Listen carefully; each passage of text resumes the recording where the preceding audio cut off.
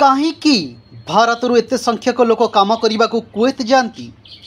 କୁଏତରେ ବ୍ୟବସାୟ ପ୍ରଶାସନଙ୍କ ସର୍ବାଧିକ ଚାହିଦା ରହିଛି।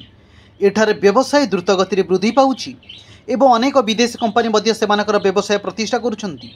ଭଲ ଦକ୍ଷତା ଥିବା ବ୍ୟକ୍ତିମାନେ ପ୍ରତି ମାସରେ ହାରାହାରି 400 କୁଏତ ଡିନାର ପାଇଥାନ୍ତି।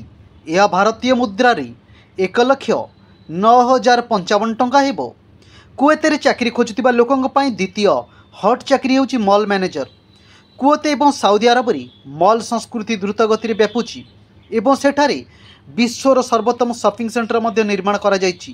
ଏଭଳି ପରିସ୍ଥିତିରେ ମଲ୍ ମ୍ୟାନେଜରଙ୍କ ବହୁତ କାମ ଅଛି। ସେମାନଙ୍କର କାମ ହେଉଛି ସପିଂ ସେଣ୍ଟର ଚଲାଇବା।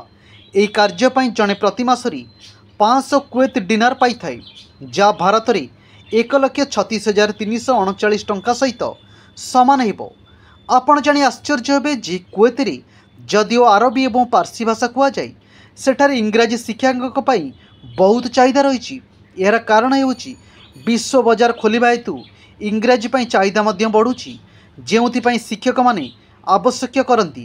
ହାରାହାରି ଜଣେ ଇଂରାଜୀ ଶିକ୍ଷକ ପ୍ରତି ମାସରେ 300ରୁ 350 କୁଏତ ଡିନାର ପ୍ରାୟ 55,423 ଟଙ୍କା ପାଇଥାନ୍ତି।